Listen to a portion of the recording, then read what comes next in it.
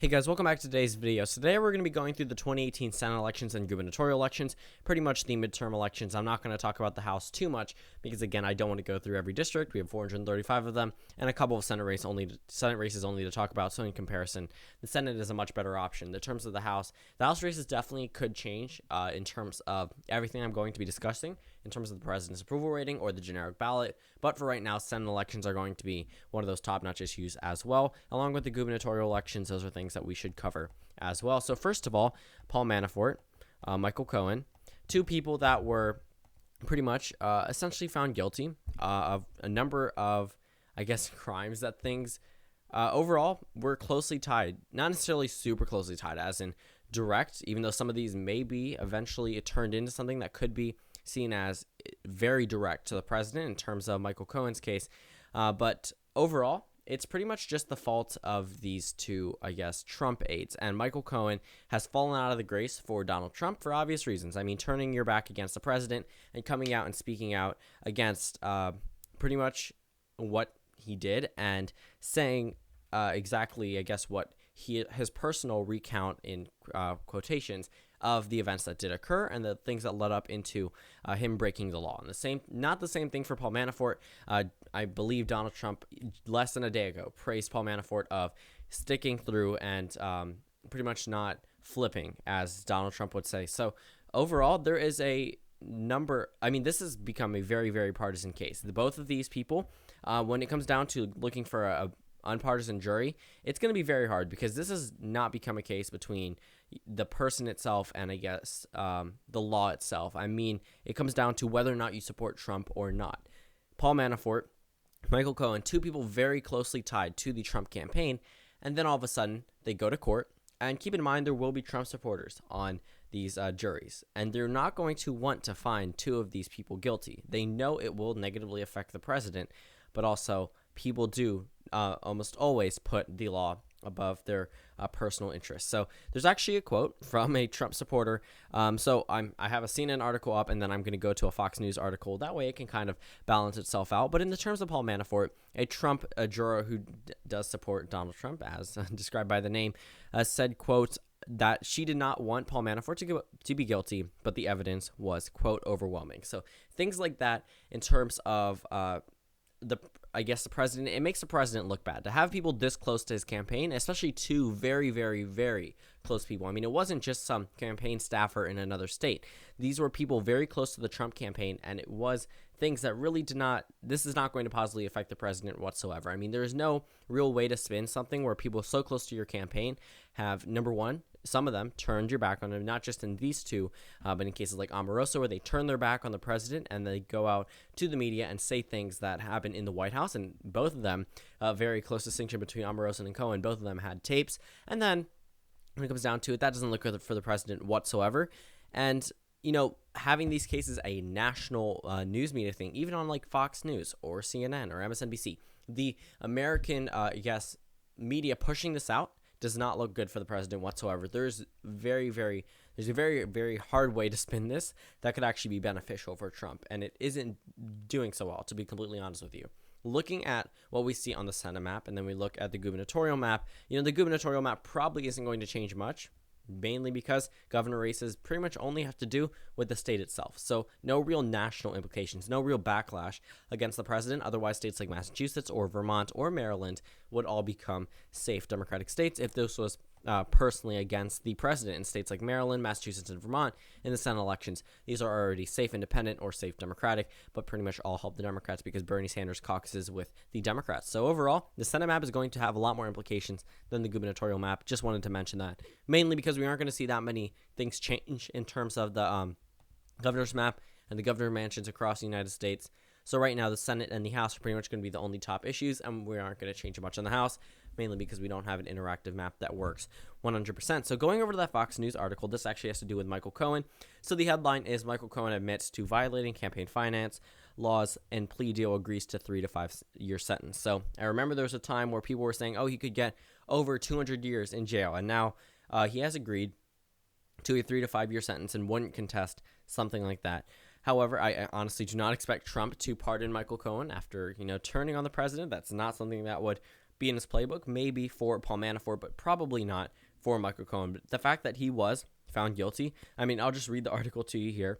So it pretty much starts off with Michael Cohen, President Trump, a longtime personal attorney, admitted Tuesday to violating federal campaign finance laws by arranging hush money payments to adult film star Stormy Daniels and former Playboy model Karen McDougal at the direction, in quotes, of then candidate Trump. So overall, Michael Cohen said that Donald Trump directed these payments. And the fact that he said that he had no pretty much prior knowledge or even knowledge of the entire things back in April, the entire payment back in April, this comes out, and then he just a statement to say that pretty much that this was he found out later on. So he didn't know right away. That's what Donald Trump says. But right now, what we're seeing now is Michael Cohen is saying that Donald Trump did direct these payments and he knew about them right off the bat. And Michael Cohen, in entering the plea, Cohen did not specifically name the two women or even Trump, recounting instead worked with an unnamed candidate. But the amounts and the dates all lined up with payments made to Daniels and McDougal. In total, Cohen pleaded guilty to 5 counts of tax evasion, 1 count of making false statements to a financial institution, 1 count of willfully causing an unlawful corporate contribution, and 1 count of making an excessive campaign contribution. So overall, he could have had a much worse sentence than before, but overall, enough talking about that. We can go ahead and look at this map, and we're going to see a couple of things change, possibly in the favor of the Democrats. So right now, 270 to win has Nebraska, Texas, and Mississippi special election currently rated as likely states for the GOP. We know Nebraska will likely be a safe state for the GOP, and the Mississippi special election isn't likely to flip either.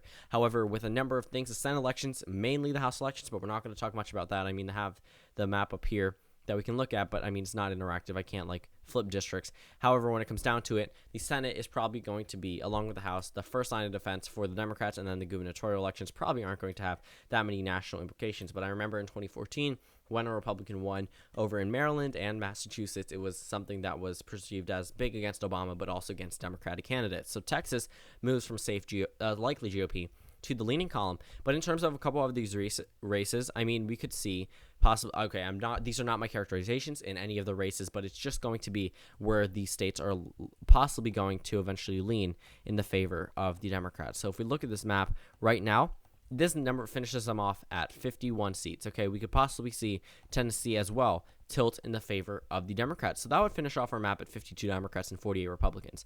Overall, this map looks good for Democrats, mainly because things like this, if more things come out against the president, we're going to see a stronger backlash amongst Republicans. These states that currently have Democratic incumbents are Republican states. Other states, in terms of House elections like California and New York, which are already Democratic states, Donald Trump isn't expecting to gain any voters there. When it comes down to the Senate elections, when he starts to lose his grip of the Republican base, that's when it matters, because he knows he's not going to care about winning in Pennsylvania or Michigan or Wisconsin in terms of the Senate elections, and Ohio and West Virginia have seemed to become out of his reach, even though West Virginia is that key area that Donald Trump was loved in back in 2016. In states like Indiana, Missouri, Tennessee, and North Dakota, these are Republican states, as is West Virginia, but the circumstances are a little bit different. The incumbents aren't too popular, and there isn't necessarily a Democratic incumbent in the state of Tennessee. In Indiana, yes, the approval rating of the senator there is actually higher than Donald Trump's, but keep in mind that approval rating is not the margin that Trump won in 2016 in this state of Indiana. Keep in mind, over in Missouri, Claire McCaskill doesn't have the best approval rating, and neither does Heidi Heitkamp up in North Dakota. So overall, when we look at this map, it looks like it would be beneficial to the GOP, but the fact that Donald Trump is starting to lose his grip on these GOP voters, especially with things like this coming out. When it comes down to House candidates, I remember the California 50th district, not even a day ago, moved to the toss-up column. And when they interviewed a number of voters, some Republicans said they would still vote for him. He's still a Republican. So we don't expect, this to drastically change the map, where Democrats could win by 10% over in North Dakota. That's not what is expected. However, there are some Republicans who may not be as reluctant to vote for someone who could do exactly what Michael Cohen did. In terms of House elections, obviously that's a lot more important because, again, those congressmen that are being charged with a number of things aren't necessarily directly tied to Donald Trump, but still, it's actually funny how the two first Republicans to endorse Trump, two Republican congressmen to endorse Trump, are now under investigation. But that's a whole nother story. Overall, this map would not look good for Trump, mainly because a number of these GOP voters in these GOP states would possibly turn away from the president, say either number one, they're not voting, which is good for Democrats, or possibly even vote for the Democrats, which would be even better for them. So right now, when we look at this map, it does not look good for the president after a lot of these things coming out. But again, we have a lot of time. We could go into September, October surprises, possibly even first week of November surprises. So a lot of things can happen. I expect this to dissipate pretty soon. Obviously, it's going to be a top issue for Democrats. However, I don't expect it to be their prime target for the 2018 midterms to focus on people like Michael Cohen. Yes, it will have possibly a negative effect in terms of the approval rating of the president and the generic ballot. But for right now, yes, the Senate map looks phenomenal for Democrats. They gain 3 seats. However, that's not what I'm expecting to have at the end of the day. And overall, this is just how these states would tilt in the favor. I'm not saying North Dakota is going blue. It's just a characterization to show the change in terms of where it was before to now. 76% chance for Democrats to win the House majority. This map hasn't really changed much. The Democrats have always had a 3 and 4 chance to win the pretty much House majority, and the Republicans have always had around a 1 in 4 chance. When we look at this map, it doesn't look too good for the GOP either. There are a number of seats that could possibly flip. Even Montana at large does have a possibility of flipping towards the Democratic Party. And that's not good whatsoever. I mean, we look at this map, and if Donald Trump starts dipping an approval rating even more into the negative column, it would not look good for the president whatsoever. He's already at a point where his approval rating is around 43, 44%, and that may seem better because he has improved, but I mean, personally, could you imagine the House elections if Trump had a 36% approval rating? Right now, he's at 43%.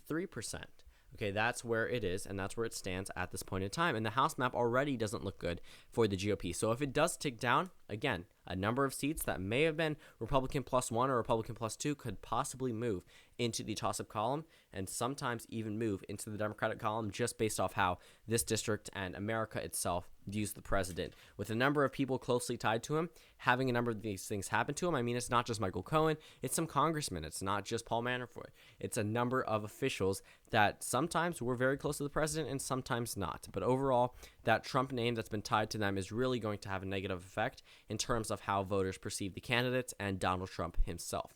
So again, like I said for the gubernatorial map, not much to see here. I mean, honestly, we have 17 Democrats, 25 Republicans. Again, it all comes down to how the candidates are in each state. This is again that does matter in the Senate and House elections, but typically in House elections, it's pretty much just a referendum against the president. Not many people, surprisingly, know who their congressman is or which district they are in, which is very, very surprising to me. However, when it comes to gubernatorial elections, almost everyone knows their governor. Almost everyone either has a positive or negative approval of their governor, so they know if they agree with him or not. And even if it is like a Democratic state, as a state of Maryland, it still is right now in the likely Republican column, which means that 270 to win isn't just putting it in the tilt or leaning, but now in the likely GOP column. So again, not as many partisan voters in terms of the governor map. Not as much in the Senate as the House map, but again, the House and the Senate are going to be prime targets for the Democrats based after a number of events that have just come to light. So thank you guys for watching this video. Comment down suggestions below, and I'll see you all tomorrow.